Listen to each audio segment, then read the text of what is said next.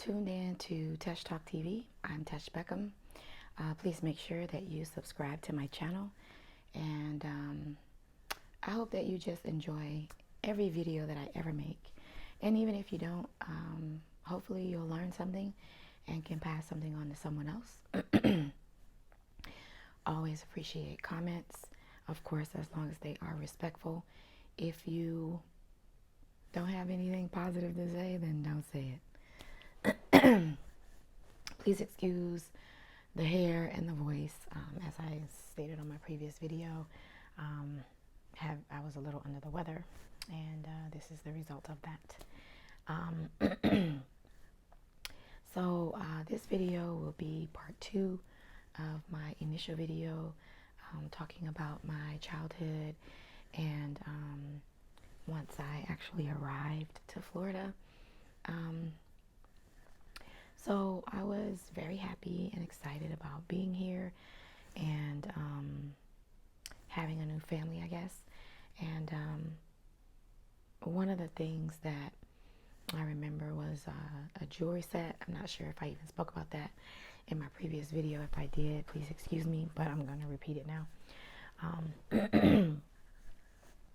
I am not sure who gave it to me. I would assume that my relative gave it to me, or one of my relatives gave it to me, because my cousin, who I was very close with at the time, I think also had the same jewelry set. And it was like the ring and the bracelet and the earrings and the necklace. And it was just something you buy from like the store. It's really cheap. They still make them to this day. And we both had them on, and it was just really, really exciting. And so I arrived. You know, I was little, so a lot of things are kind of blurred and swirled together. But one of the first memories that I have is when I got to her house, and she was explaining to me about, well, one of the stories that she likes to tell is that the social worker was explaining to her about how I eat. And and guys, again, if I am repeating something, please excuse me. One, this is all new for me, but there's been some time between this video and the last one, so I'll get better at it. My relative always told the story about how the social worker came in and was like, oh, she's a very picky eater. Like her favorite meal is a cheeseburger with fries and a cherry coke, which, by the way, to this day is still, even, I know eventually I'm going to be vegan, but even then that'll still be my favorite meal. And she said that she told her, well, she gonna eat some cornbread and collard greens and whatever else I put on her plate here. And she loved to tell that story for some reason. And I was always a very finicky eater. I still am very particular. Might be a little spiritual reason behind that. And but she said that and she meant it. So I, needless to say, was probably always the last kid at the table with the belt hanging on the back of the chair. And I don't know, like, I was excited. I was happy. I did occasionally get to see my dad too. So, you know, and I knew everyone. One of the first things that she showed me when I got there, after, of course, the social worker left, was a belt that was hanging on, she had like a little closet down the hall, and it was a belt that was hanging on the doorknob, and she showed it to me, and she said, you see this? Sorry. She said, as long as you tell me the truth, I won't use this. I will never use this as long as you tell me the truth. And I was very, you know, a child is you're pure, so you're going to take things as they are unless you have a reason not to. And I remember the first time I got beat with that belt, and I had told the truth. And that, like, I remember that feeling. I remember it, and I remember being very hurt. I remember being very confused, and I remember it, like, period. And you know, like, some people have what they call spankings. I've never gotten a spanking. I got beat a lot, and sometimes I got beaten for shit that I don't even know what was going on. Like, you know, so I went to daycare. She was struggling at that time. I think that she was single and doing really bad. She had a beat up car, and it used to always break down all the time. And she would take me to daycare, and some days, I don't know why, but some days I didn't go to daycare. Maybe I stayed with a woman that was like, she always called me her Nana, but she was like a relative, but wasn't a relative. And I don't know. I don't know why, but maybe she didn't have the money for daycare. I don't know. But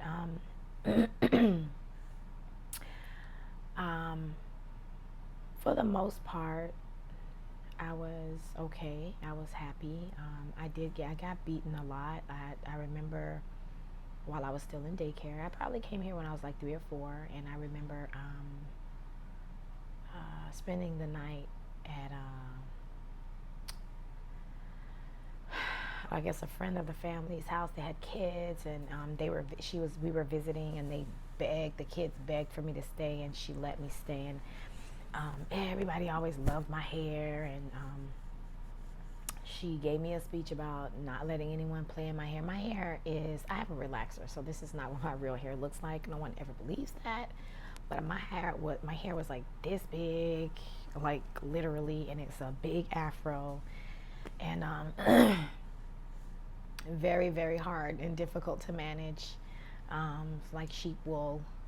And she gave me the speech about not letting them play in my hair, don't touch my hair, don't let them comb my hair, don't do anything to my hair.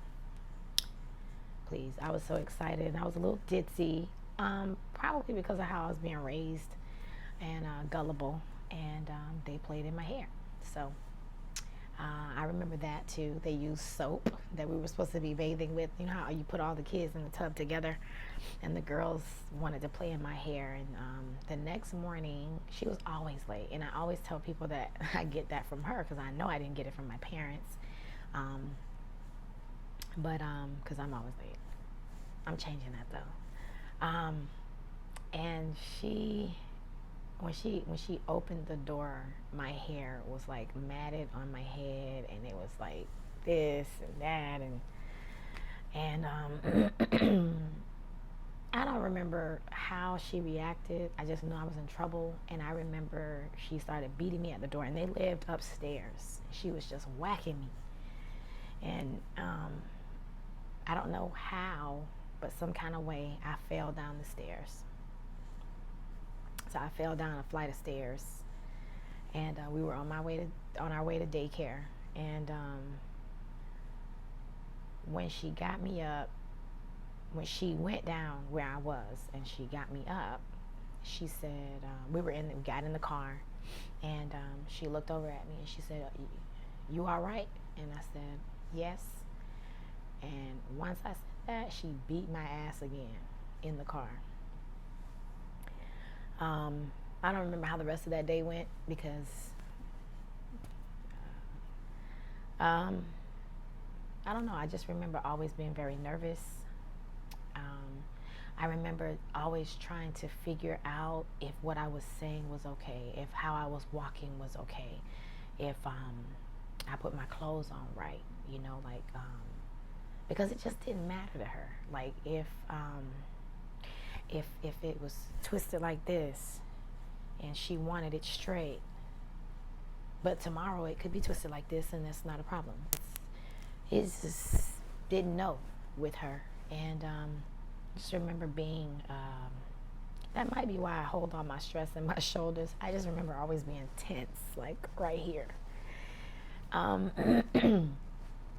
So daycare leads to and I remember going to like 5 million weddings and 5 million funerals. I hated it at the time, but now I know like exactly how all of those things go.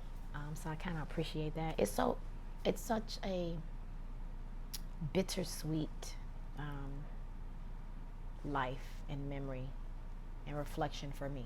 You know, like how I turned out as a person. You know, being on my own very young, things like that.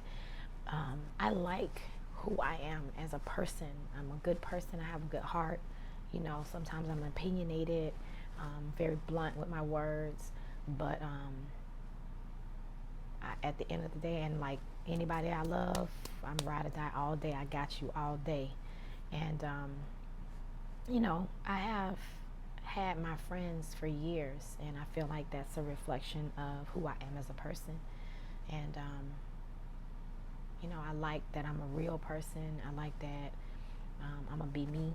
You know, and I like that. I like how I look at life and how I look at people. You know, like I just like people to be themselves and be who they are. And I'm a real down to earth person. I'm real laid back. I talk shit a lot, and I like to like people watch when I go out with friends, drink. You know, like, ooh, oh my God, what the hell? What is it? But at the end of the day, I really honestly love people. I love human beings. I love animals. I love the earth. I'm one of those. Like, I'm a hippie at heart. And I really don't feel like I can see the sides of my personality that would be different if I would have been raised different. I can see where I would have probably had a temper and fought a lot. Um, when I was in school, I could see where there was a mischievous side to me, but I never really entertained it because I was scared I was going to get in trouble when I got home. There's just little elements to my personality that I never allowed to surface. And I don't know, like, it's sad that I had to live the way that I did, and I would never want anyone to experience what I've gone through as a kid or as an adult. But I like who I am. And I said it is bittersweet because it's because of how I was raised.